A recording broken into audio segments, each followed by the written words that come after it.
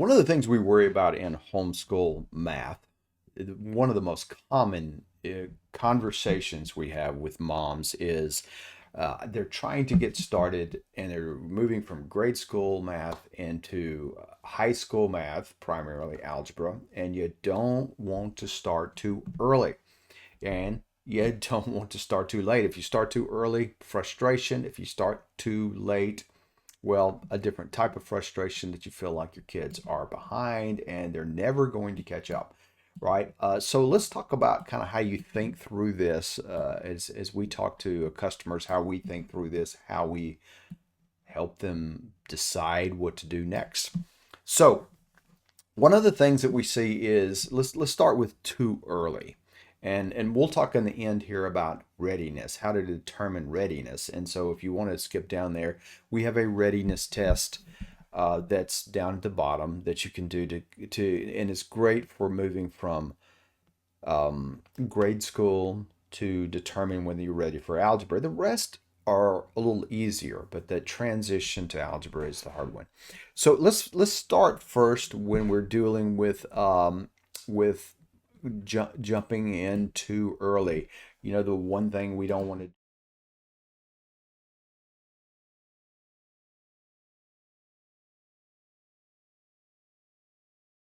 trying to get things done. So what we want to do is go through a process of doing this correctly. Now, so what happens if you start too early? Um, and let me stop here for just a minute. Many parents, a lot of times it's us as parents that are excited to get started. We want our kids to achieve. We want our kids to be ahead of the pack, ahead of average, ahead of whatever metric that you have in your mind, maybe ahead of your social media friends, whatever you want to do.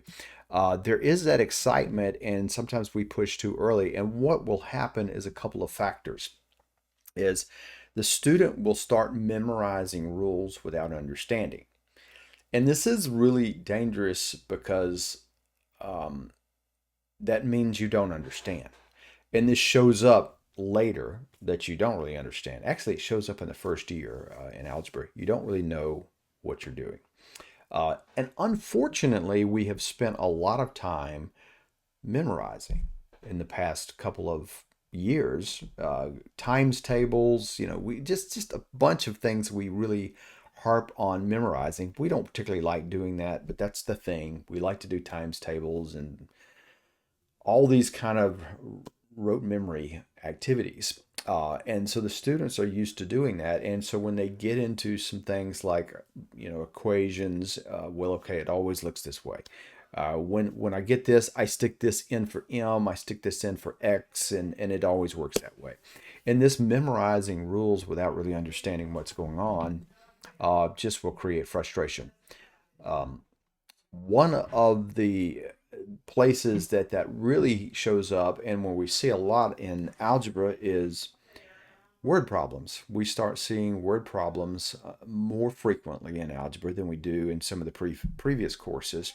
And if you can't translate from human language into what that means mathematically, you don't understand. Now, I don't mean complex things, but I mean some basic things like when we say, I've got two oranges and I'm going to add this other orange over there, that is a addition.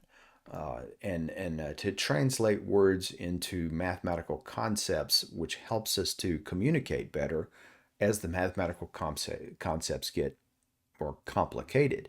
And we are moving into more complicated math. So we need a language, so to speak, to be able to communicate. And that's where the algebra and the geometry and the things like that turns up. So what you end up with is this battle. You end up in frustration. And you will end up sometimes with your kid feeling like, well, I just don't understand. I'm just dumb. I'm stupid. I don't get this. I hate math. None of those are probably true. Well, the hate math they may develop that, but they're probably not stupid or dumb or have the inability to do math. That's probably not it. Especially at this level, we find anybody that's properly motivated seems like they can do this, and that includes us adults, right? Now, can you properly motivate us Can you prepare us? Maybe not, or maybe it will take some time. And so in terms of us, but in terms of our kids, it's just we want them to be to able to process some basic kind of things before they get started. Now, I will just say, in our experience, the too early is not as big of an issue um, as trying to go too fast. I'm okay with starting too early because I think it kind of works itself out. If you go at a speed that they understand, it all kind of works itself out. And what I mean too early is once you know the basic things that you'll see down there in the readiness test. So let's talk about too late though. This is the other thing that parents worry about is starting too late. And now the fear is I will never survive. I will never get past algebra. I won't get into the right course. I won't get into the right college. My life is a failure going forward, right? That's the logic that we take forward. We communicate that with our kids, whether we intend to or not. Right? It's just kind of the thing that's going forward in our head. What we're trying to do is develop a student that can be ready for college if that's what it takes, or certainly for the workplace. So, but if I start too late, um, because I feel like they're not ready, uh, and so now it's kind of it's also just as risky now. And I don't mean to put a whole lot of weight on perfect timing.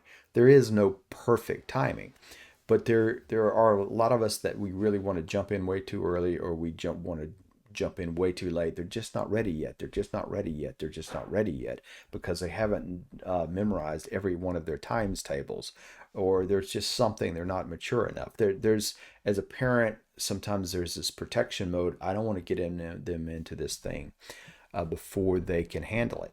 Um, so what we want to do is if a student waits till high school without the right foundation, they struggle to catch up, or you know, um, and that is true because once you jump into high school courses, it's not just the math. You will see algebra concepts and other courses such as the sciences. You might see them even discussed in literature, as we talked about in a previous video. We see it discussed all kinds of things. If they're taking some kind of home ec and they're doing um, basic cooking, you see algebra and the algebraic concepts involved everywhere. So, uh, what a lot of parents will want to do is they'll start a little late and then they'll try to move through algebra very quickly, and then they try to jump into geometry as quickly as you can, which is typically the next video. And then that becomes geometry is usually pretty easy, but that becomes a struggle for them because they don't have the underlying algebra and the thinking that goes with it. And of course, then you end up on ACT and SAT prep, and it comes really fast, and there everything starts to unravel a little bit, at least mathematically, and your students start to lose confidence. And sometimes they'll avoid things that have math. Um, and both of these, of course, starting too early, frustration, starting too late, frustration of a different level. And what you're really doing is you're getting all your frustration out now, or you're doing your frustration later. So what we want to think about is just a simple process. Uh, Number one, think about just their age and have they been through the basic math. And so if they can add, subtract, multiply, do basic mathematics, if they can do basic fractions, understand what a fraction is. What is 1/2? Is 1/2 the same as 0.5? Just they don't have to be able to do all this in their head, but understand the basic things. If they can plot points on a graph, it doesn't have to be complicated. And we always like to use like tile or stones, that make a pattern. You can go over 4 and up 2, and you can count that. And kids are probably doing that anyway. They're probably not doing that on paper with linear equations. They're doing that in the real world, right? So do you understand those kind of things? If they understand those kind of things, then they're probably ready. to have the abstraction. And again, what we're trying to do as we move to algebra is we're trying to think about this is a language of sorts. It's a way to communicate concepts and relationships between things without having to write them down in complex words. Because if I try to say a lot of mathematical things in words, it's very busy. When I write it down in an equation, it should be simpler. So, how do you know your student's ready? One of the things you're looking for is just some comfort.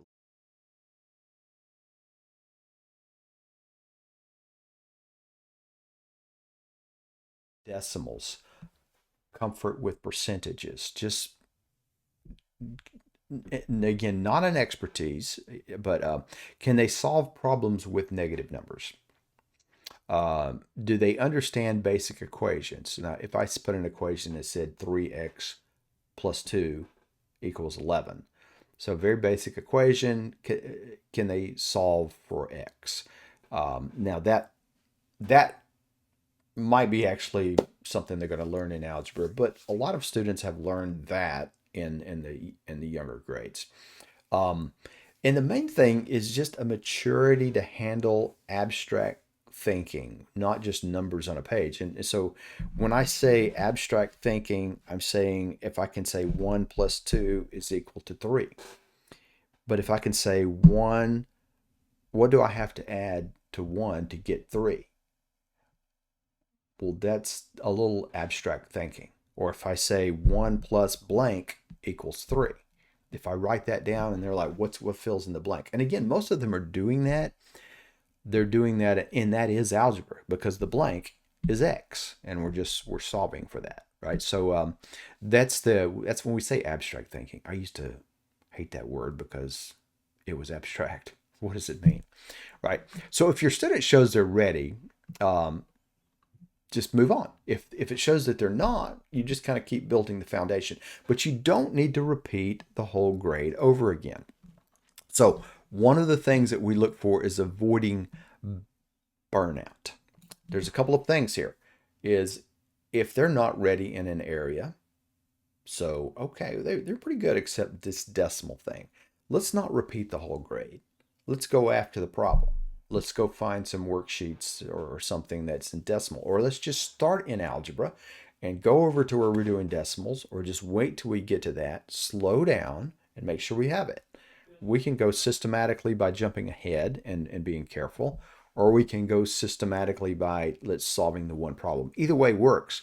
What you don't want to do is jump into algebra and say, well, they're struggling in decimals, and then just force it, right? They get the decimals, just plow through it, get done with it. You hate that anyway, just move through it because it's going to keep showing up. The one thing about math is cumulative, it keeps building on.